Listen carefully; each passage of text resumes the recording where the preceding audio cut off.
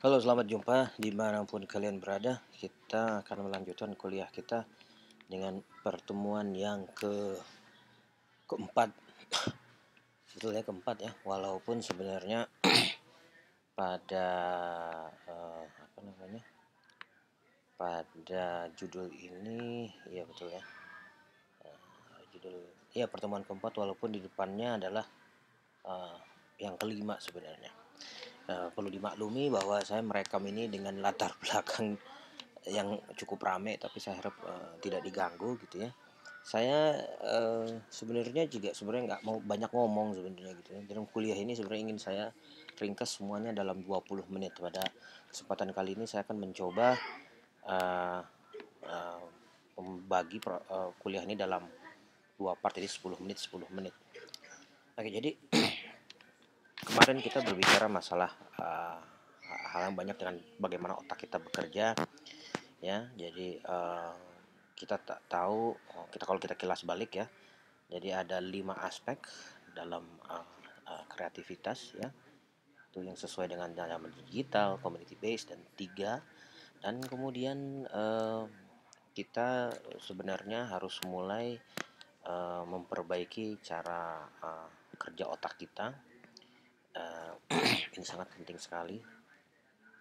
Kita tahu bahwa ada otak kiri dan kanan, ada frontal lobe, ada temporal lobe gitu ya, dan sebagainya. Kita juga memahami bagaimana simpul bisa terbentuk ya. Nah, itu ada dua, antara melalui emosi atau repetisi. Dan intinya adalah uh, walaupun kreatif adalah sebenarnya mencari pola, kita juga sebenarnya harus memahami pola berpikir kita, dan dengan demikian kita bisa menciptakan hal-hal yang baru dari situ. um, Hal yang baru ini antara lain adalah mencari yang baru dan mengulangnya, atau mencari yang baru dan kemudian kita memiliki keterkaitan secara emosi. Jadi kemarin saya menggunakan petir tuh intinya seperti itu ya. Oke. Ingat bahwa pada intinya adalah ketika kita sudah membuat suatu pola itu ya, kita akan uh, uh, tahu, paham, dan ketika kita sudah tahu dan paham, kita anggap bahwa itu adalah sesuatu yang sangat relevan. Dan demikian kita dengan pola yang baru itu ada suatu uh, intinya yang kita tahu, dan kita mencari sesuatu yang tahu gitu ya. Contohnya adalah petir akan mencari hambatan yang paling kecil, artinya adalah hambatan ini adalah ketidaktahuan kita. Ketika kita sudah paham, artinya kita akan mencari hal yang lebih kita pahami dibandingkan yang kita tidak tahu. Nah, yang kita tidak pahami itu ya yang saya katakan tadi, antara repetisi atau melalui emosi. Jadi sebenarnya masalah sulit itu nggak ada. Sulit tuh kalau udah paham ya jadinya jadi gampang. Kalau sudah jadi sulit jadi gampang sudah paham, ya itu artinya kita sudah mengalami suatu processing yang cepat.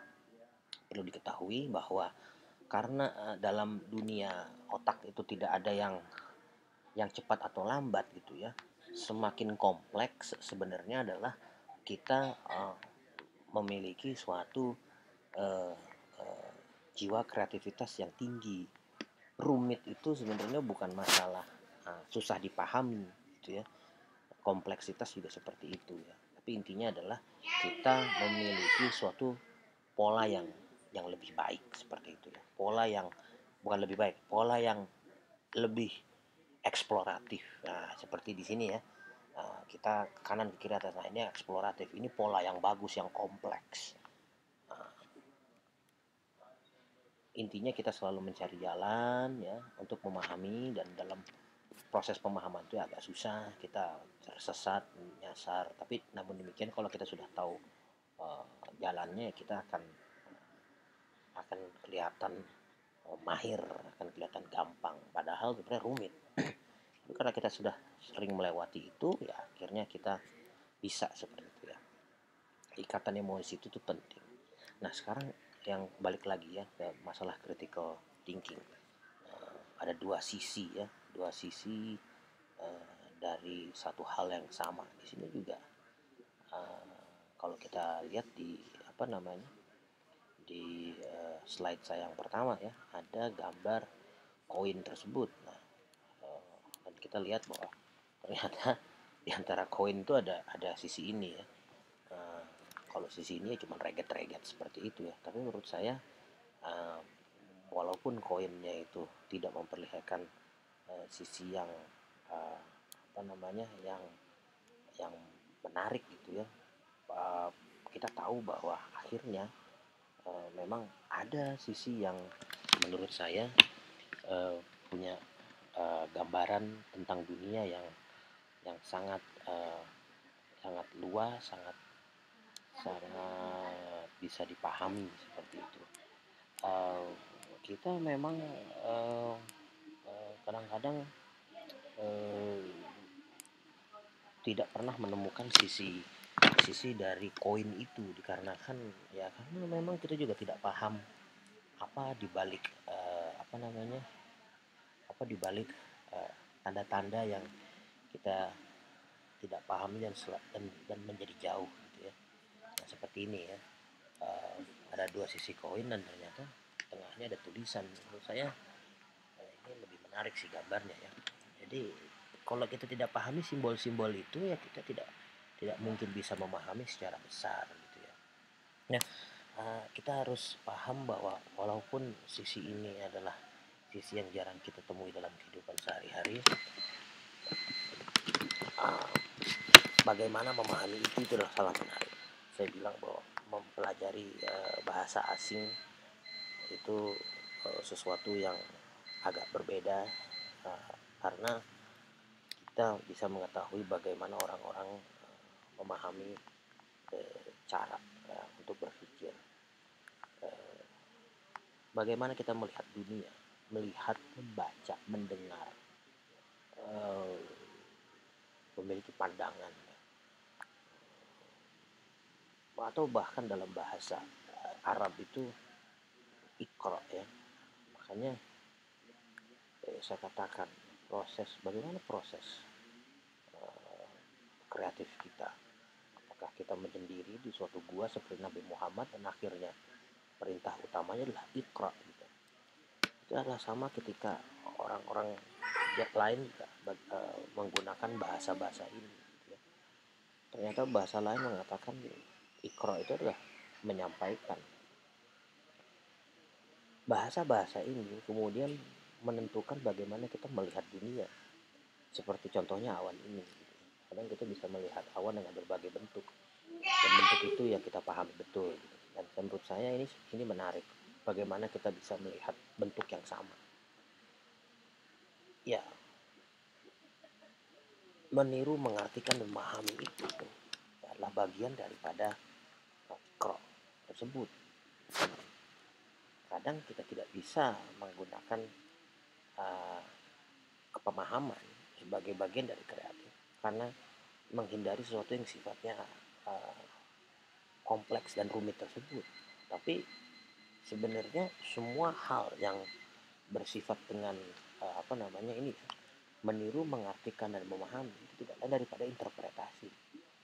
Nah, interpretasi ini menurut saya sangat sangat penting sehingga kita kemudian memiliki pandangan tersendiri dalam apa namanya mengartikan suatu fenomena tersebut.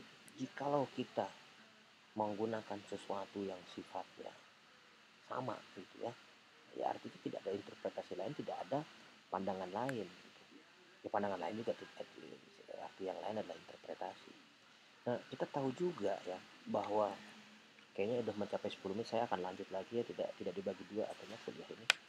Jadi interpretasi ini sangat penting dengan bagaimana kita melihat dunia. Satu orang melihat dunia dengan cara yang optimis, apapun itu ya dia akan melihat bahwa kita harus bersyukur, kita harus menikmati dan sebagainya.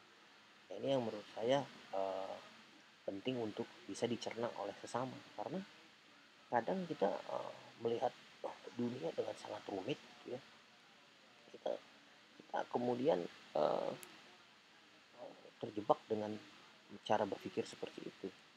Bila mana kita mulai atau mau mengindikasikan sesuatu yang beda, menurut saya adalah bagaimana kita mau kemudian berubah dalam perihal berpikir, sama dengan berinterpretasi. Kalau misalkan kita menginterpretasikan dengan cara yang dangkal gitu, ya semua hal itu menjadi dangkal. Contohnya ada corona. Ya sekarang kita menginterpretasinya sebagai bosan di rumah aja. Tapi orang-orang lain berpikir bahwa corona ini adalah suatu konspirasi. Ya. Itu juga menurut saya agak dangkal. Tapi ada orang mengatakan bahwa corona ini sebenarnya membentuk suatu pola yang baru. Bagaimana kita memandang dunia. Yang saya agak menarik itu ya. Bahwa ternyata Jakarta dalam 2 minggu tidak ada kegiatan itu menjadi lebih sehat, menjadi lebih bersih gitu ya. Sampai katanya ada orang bisa ngelihat gunung dari Jakarta. Jakarta lebih sepi ini ternyata memberikan efek yang luar biasa sekali gitu ya. Orang sekarang menggunakan Zoom misalkan. Dan ternyata orang sudah mulai berkesimpulan bahwa untuk bisa melakukan kegiatan itu kalau dipaksa dengan cara online bisa juga tuh. Sekarang ini taruhannya nyawa. Kalau Anda keluar ya ada kemungkinan Anda terkena. Coba waktu dulu kan semuanya masih bisa dilakukan. Nah, sekarang kita ternyata menemukan GoFood ya. Jadi orang yang nggak pernah pakai GoFood terpaksa pakai GoFood. Orang yang kemudian ngobrol-ngobrol di warkop sekarang terpaksa untuk mencari informasi yang benar. Sama juga dengan masalah hoax dan sebagainya. Ini menarik gitu ya. Nah, cara orang-orang ini melihat cara pandang yang berbeda ini menurut saya adalah hal-hal yang harus kita pahami dalam perihal mencari atau menemukan interpretasi baru dalam fenomena-fenomena ini. Kalau misalkan tidak bisa menyesuaikan diri dengan fenomena-fenomena ini agak susah juga. Pada akhirnya kita harus bisa menempatkan cara pandang atau menggunakan kacamata atau memilih perspektif yang sesuai. Ya. Menyesuaikan diri dengan perspektif ini tentu akan memberikan kita banyak keuntungan. Nah, pemahaman ini masalah perspektif penyesuaian inilah pentingnya dimulai dengan segi komunikasi. Nah, bagaimana pesan bisa sampai? Nah, dan sebelum itu juga kita harus tahu kenapa kok pesan diciptakan. Walaupun rumit, ya, kita harus bisa memberikan suatu pesan yang mudah dipahami oleh penonton. Nah, ini contohnya waktu dulu kita menggunakan istilah-istilah dengan menyebar fitnah, sekarang menyebar hoax. Karena hoax itu lebih gampang dipahami daripada fitnah.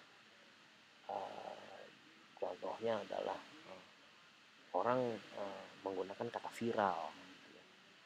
Oh itu Bapak seharusnya bla bla bla titik-titik dan sebagainya, nanti jadi heboh tuh gitu. Nah, dulu kan heboh, sekarang jadi viral. Interpretasi-interpretasi ini yang rumit pada akhirnya memang digunakan untuk menciptakan keluasan yang sifatnya adalah mudah untuk dipahami. Saya melihat ini sebagai sesuatu yang lebih konkret sebenarnya. Nah, kita pun tahu bahwa sebenarnya dalam keseharian kita akhirnya mencari sesuatu yang sifatnya viral, virus ini ya, gampang dipahami, gampang diteruskan, gampang disebarkan. Nah, ini adalah contoh bagaimana processing pemikiran mengartikan suatu peristilahan yang tadi ya, viral, heboh dan sebagainya. Ini contohnya adalah Freeman atau Les American ya, gitu ya. Jadi akhirnya ini di semua budaya ada itu ya. Malondro, kita ada preman. Apa nak? Mati. Udah. Panggil dulu Zizunya. Oh, maaf itu tadi ada gangguan. Anak saya minta main. Ini pada akhirnya adalah bagaimana kita menginterpretasi dunia yang berbeda, tapi sebenarnya mereka tuh semua sama ya. Les American ini adalah para mafia, dan ini adalah preman. Pada intinya kita harus mulai mengartikan suatu processing yang bermacam-macam. Nah, kita juga tahu bahwa semua itu sifatnya sangat sifatnya sangat dinamis. Coba kita lihat bahwa makna-makna ini yang saya katakan sebelumnya tidak muncul begitu saja dikarenakan ada orang yang apa namanya